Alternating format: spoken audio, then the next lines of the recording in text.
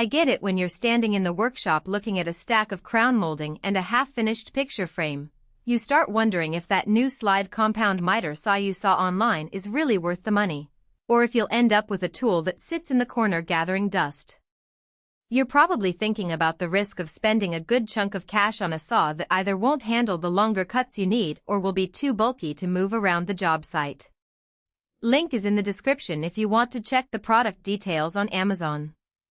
That hesitation is exactly what I felt before I dug into the Makita DLS713NZ, because this isn't just another plug-and-play corded unit, it's a battery-powered, double-slide system that promises the kind of flexibility you usually only see on larger, pricier models.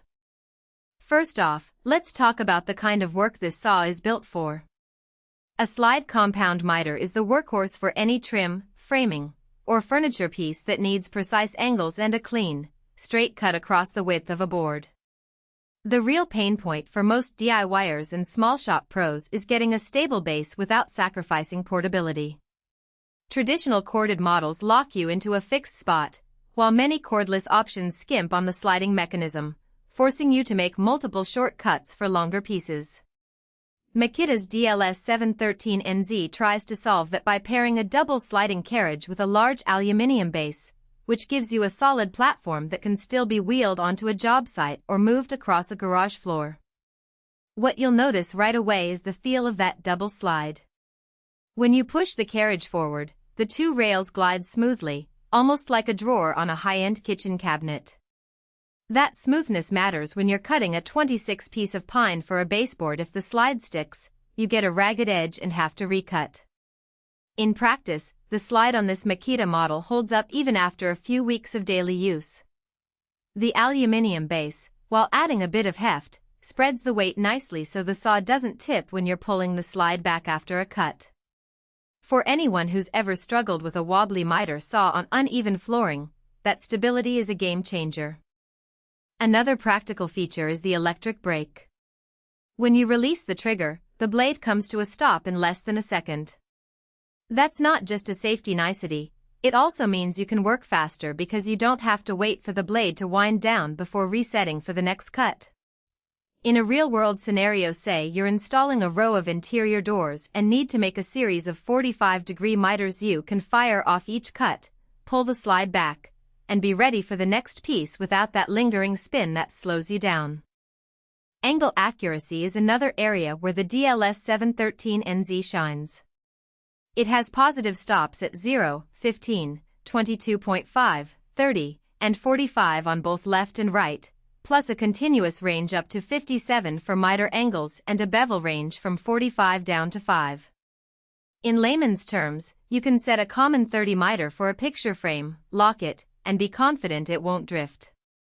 The bevel stops are handy when you're tackling a crown molding that needs a precise 38 bevel to fit the wall. The stops are tactile, you feel a click, which is a relief compared to a dial that can be off by a degree or two after repeated use. Now, the biggest caveat, this unit doesn't come with batteries or a charger. It's an 18V LXT system, which means you have to already own Makita's 18V battery line or be prepared to buy a set separately. For someone who already runs a Makita cordless drill, impact driver, and maybe a flashlight off the same pack, that's a non-issue. You can just swap a battery and keep working. But if you're starting from scratch, the extra cost of a pair of 5.0Ah batteries and a charger can push the total price up close to what a decent corded miter saw would cost, and you lose the immediate plug-in convenience. Also, the 18V platform, while ample for most softwoods and light hardwoods, can feel a bit thin when you're trying to rip a thick oak piece for a stair tread. You'll notice the motor working harder, and the cut speed drops a notch compared to a 36V or corded counterpart. Weight is another practical consideration. The aluminium base adds stability, but it also makes the saw sit around 23 pounds without the battery. That's still lighter than many full-size corded models, but you'll need a sturdy cart or a solid shoulder strap if you plan to move it from a home garage to a client's job site daily. The trade-off is that the larger base reduces vibration, which translates into cleaner cuts and less wear on the blade over time. So, who should actually buy this thing? If you're a hobbyist woodworker who already has a set of